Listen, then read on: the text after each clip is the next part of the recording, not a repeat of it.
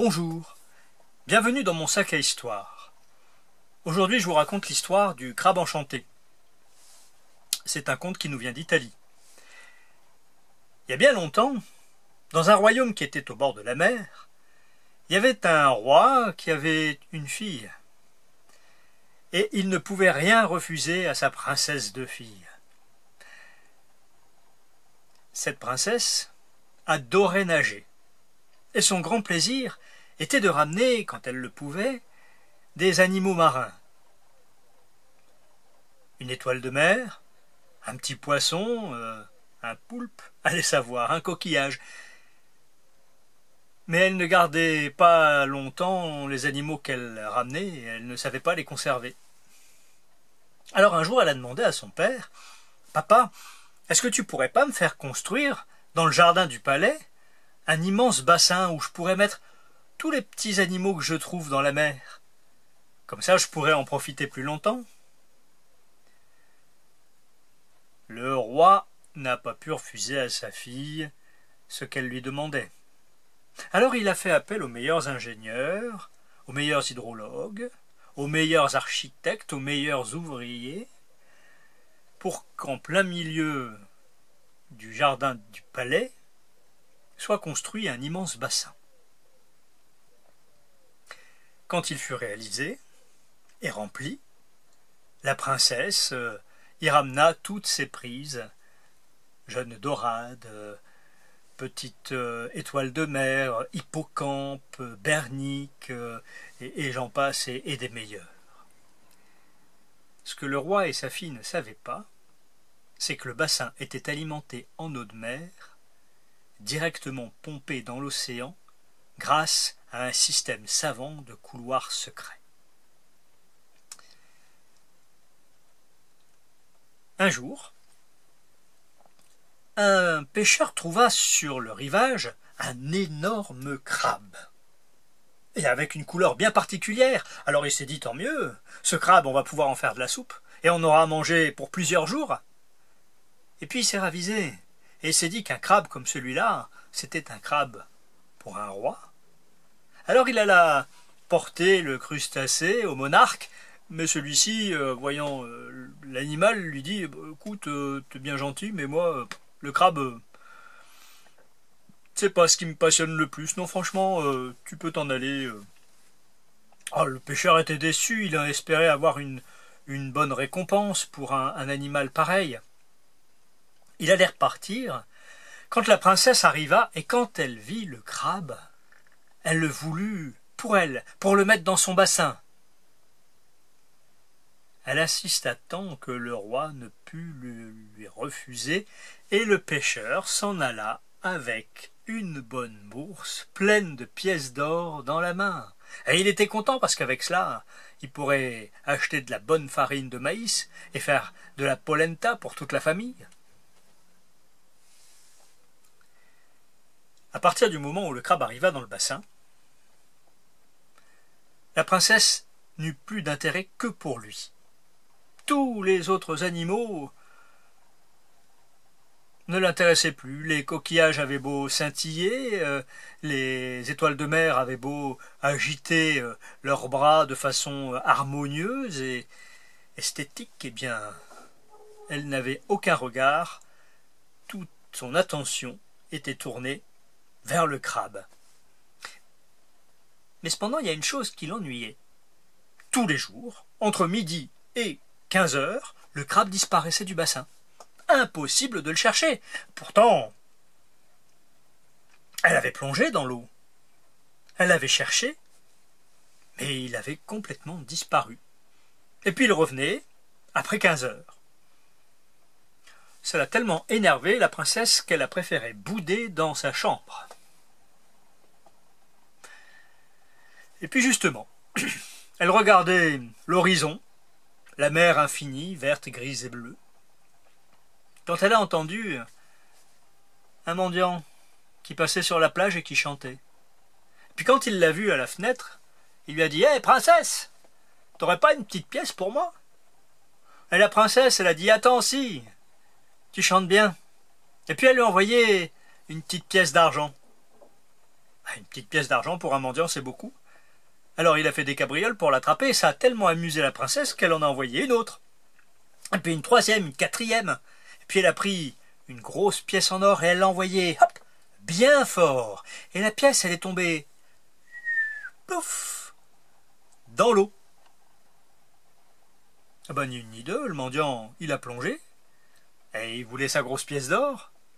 Et il l'avait attrapée quand d'un coup il a été aspiré par un courant, un tourbillon sous-marin.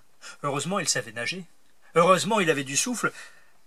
Il a été entraîné dans une sorte de corridor, une grotte, et d'un coup, il s'est retrouvé dans une caverne. Une caverne souterraine, mais qui était magnifique. Il y avait des rideaux de perles. Il y avait des tas de pierres précieuses, des monceaux de pièces d'or et d'argent, tout un trésor inouï, et en plein milieu de toutes ces richesses, une table était dressée, sur laquelle était servi un repas prêt à être dégusté. Il y avait des mets exquis et des vins délicieux.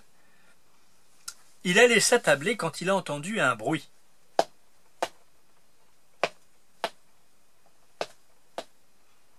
Alors vite, il s'est caché derrière un tas de pierres précieuses.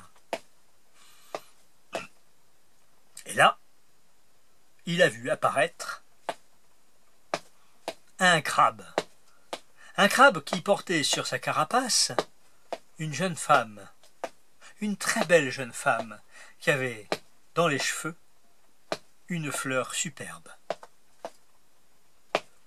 Quand le crabe fut hors de l'eau,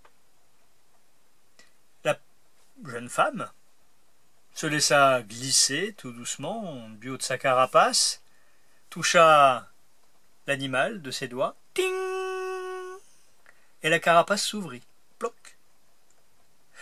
Un beau jeune homme en sortit, un prince.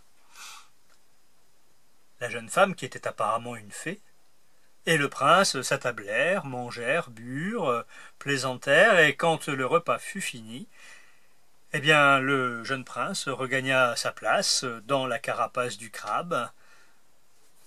La jeune fée fit un geste, et ploc, ting, le prince y était à nouveau enfermé, et il repartit, avec la jeune femme sur le dos, par là où il était venu. Le mendiant fit très vite la relation entre ce crabe-là et celui de la princesse. Ah oui, parce que dans le pays, on connaissait bien l'histoire de la princesse qui en pinçait pour son crabe. Ça se raconte dans les cuisines. Et des cuisines, ça passe dans la rue. Et dans la rue, eh bien, ça arrive aux oreilles des mendiants et tout le monde est au courant. Alors il s'est dit, si je peux apporter l'information à la princesse, peut-être que j'en tirerai une bonne récompense. Il a replongé dans l'eau, il est revenu à la surface, et puis il a appelé la princesse. « Hé, Majesté, vous savez, j'ai une information concernant votre crabe. »« Ah bon? Oui, je sais où il s'en va entre midi et 15 heures. » Alors ça intéressait vraiment la princesse. Elle l'a fait venir dans le palais, on lui a servi un bon repas, et là, elle l'a écouté. Et elle lui a dit, écoute, demain, tu m'emmèneras. Mais princesse, c'est dangereux, il faut savoir nager. Ne t'inquiète pas, je nage comme un poisson. Le lendemain, le mendiant et la princesse ont plongé. Là où la veille, le mendiant était allé, et puis ils ont été aspirés tous les deux par le tourbillon, et ils sont arrivés tous les deux dans la caverne. Et comme l'autre jour, le mendiant, avec la princesse, se sont cachés derrière un tas de pierres précieuses. Et puis ils ont entendu le bruit que le crabe faisait quand il arrivait. Et bientôt, il fut hors de l'eau, portant sur son dos la belle jeune femme qui portait une fleur dans ses cheveux, une fleur magnifique. Et bien entendu, la jeune fée, ting, ouvrit la carapace, ploc. Le jeune homme en sortit, et ils s'attablèrent tous les deux et commencèrent à manger. Eh bien, la princesse, au lieu de se tenir tranquille, elle s'est faufilée derrière les tas de pierreries, d'argent, à la grande surprise du mendiant, elle est partie se glisser à l'intérieur de la carapace du crabe, sans que le prince ni la fée ne s'en aperçoivent. Alors quand le repas était fini, et que le prince est revenu dans sa carapace, ting, ploc. Eh bien, le mendiant n'avait rien pu faire.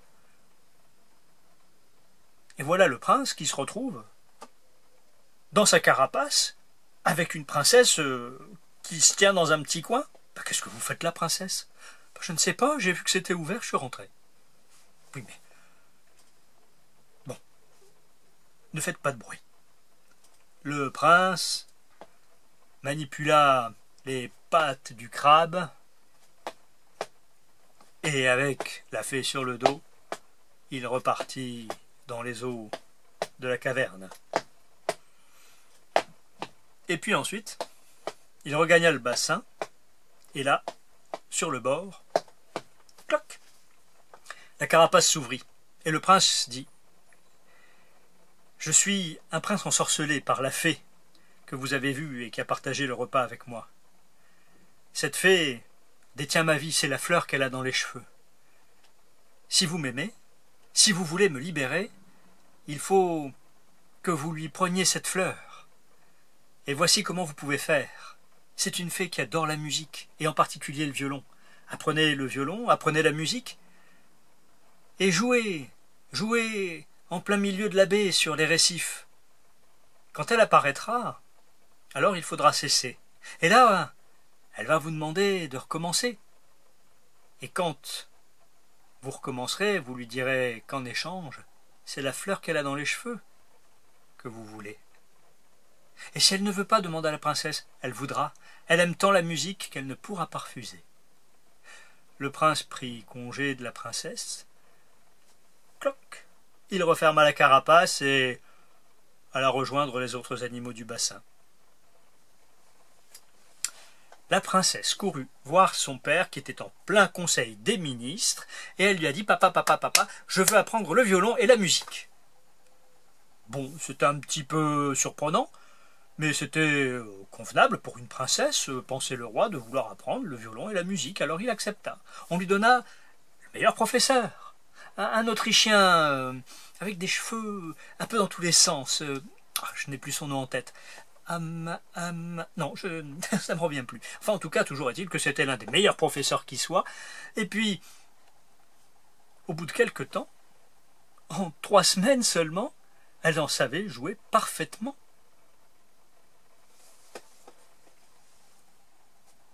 Aussi, quand elle sut maîtriser l'instrument, elle demanda à son père de pouvoir faire un concert. « Très bien, dit le père, on va réserver le meilleur théâtre de la ville. »« Non, non, non, non, papa, moi je veux pas aller dans un théâtre. »« Ah, et tu veux aller où ?»« Je veux aller au plein milieu de la baie, sur les récifs. »« Mais ça va pas, non, on ne va pas jouer du violon au plein milieu de la baie sur les récifs, a dit le père. »« Mais si, c'est ça, ou alors je... » Et puis elle a insisté tant et tant que son père n'a pas pu refuser. Mais